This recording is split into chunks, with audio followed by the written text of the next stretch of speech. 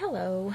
Today I'm going to be telling you a little bit about, well, probably a lot about your rhetorical analysis essay.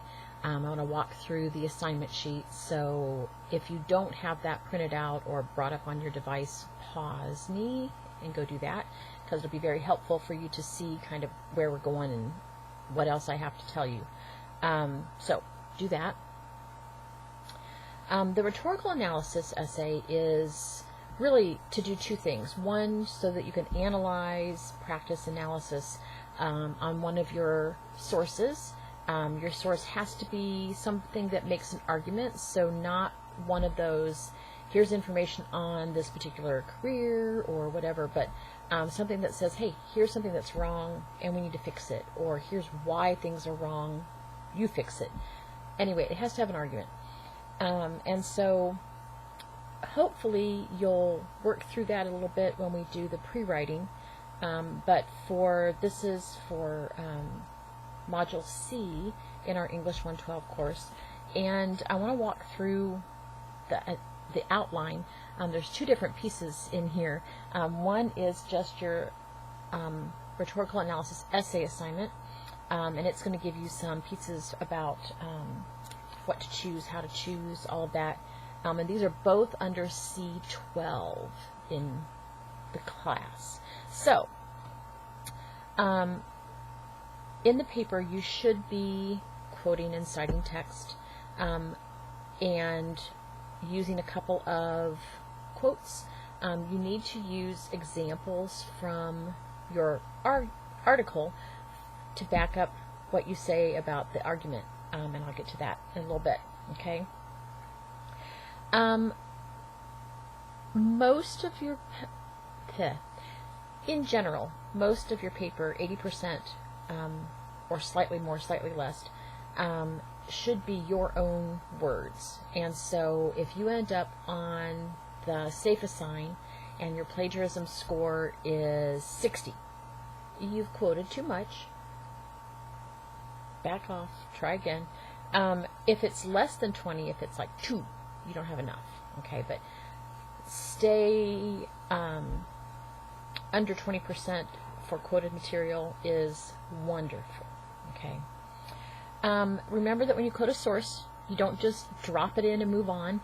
Remember that your reader hasn't necessarily done all the research that you have, and so you need to introduce it, you need to quote it correctly, cite it in text citations, and then you need to explain what we should do with this. Okay, there are a couple of student samples up there for you to look at, so have a look at how they do their quotes. We've gone through this in the book and in some of the Smart Book exercises, so you should be well versed in that. If you're not, go back and do a little bit of review. Nothing hurts there, okay? This particular assignment, like I said before, is going to be used in two different ways. One, to show you, give you practice for analysis, and then the other is so that you can see how to, or maybe not to, do the same things in your proposal. You know, how are you going to use ethos? How are you going to use pathos? How are you going to use logos? How are you going to put those things together so that your reader and other folks around, you know, anybody who reads it can follow you. And so this is kind of practice and explanation all at once. Okay. So the general requirements, it needs to be 3 to 4 pages of text. Get on that 4th page. Okay. This does not include the title page, and it doesn't include your references page. So just text. You need to have at least 3 pages, preferably get on the 4th page. Okay. You do need to have a title page properly set up for APA. You already have a template page, and so use that, do what you need to do in order to make sure that's correct and easy. Okay. Obviously it's typed, double space, Times New Roman, 12-point font. Standard stuff for the whole class. Okay. APA format throughout, which means 3rd person only. You cannot use I or we in this paper at all, and we're going to play with that a little bit as we go along. You need to have For your paragraphs, you need to have a clear topic sentence, development, and ending sentence. On to the next, okay? You need to have sufficient evidence for your claims. If you say this paper is amazing and it has, excellent use of ethos, this person is very credible, and da-da-da-da, and then you don't back it up with, okay, why are they credible? How are they credible? How did you know? Okay, that kind of thing. Analysis of the evidence in each paragraph that demonstrates your critical thinking. No grammar or punctuation errors. We're going to work on that as well. Academic style and tone that maintains your voice. And incorporated quotations and paraphrases that have correct APA in-text citations. And then you have to have an APA references page. It has to have this article that you're working with, and probably one other that tells us why your author or website is credible. Okay. You also have to use an organizational pattern from the outline, okay, which is the next thing we're going to look at. So, really quick, rhetorical analysis essay uses the rhetorical triangle. That's another video and a handout and all that. That's in C as well, Module C as well. It has to be 3 to 4 pages. It needs to have a title page. It needs to have a references page. You need to use one of your current sources that also makes an argument in order to start this paper. Okay? Ding. The essay outline. This is kind of a point-by-point. This is what you should have. It's one of the things that I think helps make this paper useful for you, not just to show me that you can write, but also useful for you in the next paper that we're going to do. Okay? That's why it comes between the annotated bibliography and the proposal. Okay, so on to the essay outline. You have a handout for this as well, also under C12. If you don't have it next to you, pause me again, go get it. Okay, so this is going to pop down a couple little things. APA style title page. You have a list of the title, your name, the department, the college, my name, and the due date for this draft. You change the due date depending upon which draft it is. Okay, helps us out, helps you out. The essay should be about 5 paragraphs. It's always kind of interesting to me when it works out this way, but it's okay. You need an introduction. Okay, what is the general topic? What is the question, problem, larger conversation that this belongs to? An introduction and a summary of the primary source, which is the source you're analyzing. You need to give us a short but very clear and coherent summary of the article that you're working with. First of all, it's good for you to have that in the top of your head while you're going through writing this, but it's also good because the person who's reading this, your peer reviewer, isn't probably going to have read the same article that you're doing. Okay? So it gives us a chance to kind of get caught up. Okay, this is what this is about. This is how it works. These are the main ideas. Remember, and there's a video for this as well, remember that your summary needs to be just the facts, not editorializing, not adding your opinion, just here's what the article says in the same order and with the same emphasis as the original. Okay, you're not trying to show them off in a super positive light, but you're also not trying to demean them at all. This is their argument, how they would say it. Great. Okay. Make sure that you give us the author's name, the title, and what kind of article it is. Okay. The summary, explain the context. Okay. Where does it come from? What kind of publication is it? And stay away from opinionizing. Okay. Make sure that the last sentence in this particular paragraph is your thesis. Okay.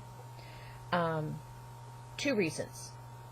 1, we can find it very easily. We know what you're supposed to be doing. And 2, you're leading up to it, right? So you've given us, here's what this is about. And then your thesis is this particular analysis will show that X article did what it was supposed to, didn't do what it was supposed to. Okay, something along those lines. The first thing you're going to analyze then in your second paragraph is ethos. Okay, give us at least one secondary source that shows us that, okay, this person is, has a PhD in this particular content, and this is why it makes this person they're an expert. Sorry. Begin with a topic sentence that clearly shows the paragraph will be about the author's ethos, okay, their ethics, their credibility, okay, why should we believe them, all those things that go in that corner of the triangle. You also need to quote inside evidence from the primary source, the article you're working with, that demonstrates the appeals to ethos or lack of ethos in the source, okay. Remember that the quotes and examples from your source are the evidence, okay, they're your evidence. They do not automatically prove your argument. You must also explain and analyze the evidence for a strong paper. Okay? And then, concluding sentence that gives us the overall evaluation of their ethos. Did they show you that they have some? That kind of thing. Okay. Third paragraph, analysis of pathos. This is how they took care of audience concerns. Okay, begin with a topic sentence that clearly shows the paragraph will be about the author's appeal to pathos. They appealed to the audience's interest by doing X, Y, and Z. Quote inside evidence from the primary source, same kind of outline, that shows pathos or lack in the source. Remember that the quotes are your evidence, but you don't just drop them in there and move on, right? Just like we have to introduce quotes and analyze them, we need to do that for the evidence, which is sometimes can be a quote. Fourth paragraph, analysis of logos, okay? And logos is, of course, logic, but it's how the actual content of the paper is served or not by its organization, okay?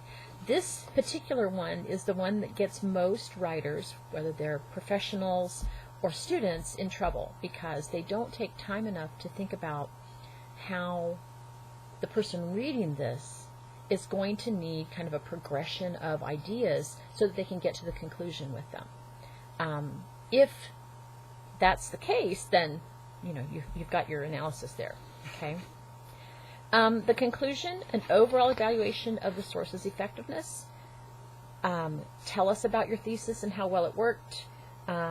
If you had information from the pre-writing step 3 that did not work with or fit in the introduction, it might be useful here. Don't just copy and paste, but use what you have. Other questions you might consider for the conclusion. Is the argument presented in a way that furthers the author's purpose? Does the article clearly support its claim? Another thing that gets people in trouble all the time is that they set out and they say they're going to say X, or they're going to do X, Y, Z, and they do X and Z and forget Y. Happens all the time. Or they write a perfectly good paper, but it doesn't match the introduction. Okay, so that happens as well. Does the author provide enough evidence? Does the author use appropriate tone? Were there any questions that they brought up that remained unanswered? Okay, happens too. We get in a hurry, or because we've said we're going to do it, when we're reading our stuff, we think we've already done it. We said we'd do it, so, we're people of our word, right? Make sure that you have an APA-style references page, okay? And it just says references at the top. Again, use the template. Makes your life a little bit easier. It has to have the reference citation for your primary source, the article that you've just analyzed, and one other secondary source from the ethos paragraph. Where did you find out that this person or this website is credible? Okay, I would really much rather you have something that has an author stated so that you can then go look them up. It doesn't always happen. We know this from our research logs, that sometimes it's a great article, but it's kind of a staff thing, and they don't give it an attribution. You don't have a byline. It'll make your life much easier if you have a byline for your article. Okay, so that's kind of walking through both of these things. for the rhetorical analysis. There are lots of good resources in the book. Of course, we've gone through them all the time we get to C11 or C12. And there's plenty of stuff that you can do to make this better. Now, we are going to do a peer review of the first draft. Okay, I'm going to do that through discussion board. And I've got instructions and things for you to do there. And then I'm also going to look at that one and give you feedback in the grade section. So you can look there. The other part of that is you have a couple different videos to watch for C, and which is okay. You've probably already done all of that. Just make sure that you're giving yourself the best chance to do good work. Okay. It's really frustrating for you and for the readers if you get to the end and you're like, I didn't do what I was supposed to do. So anyway, do what you can, do your best. If you have questions, send me an email. You know where I am. Okay? Bye. Have a great day.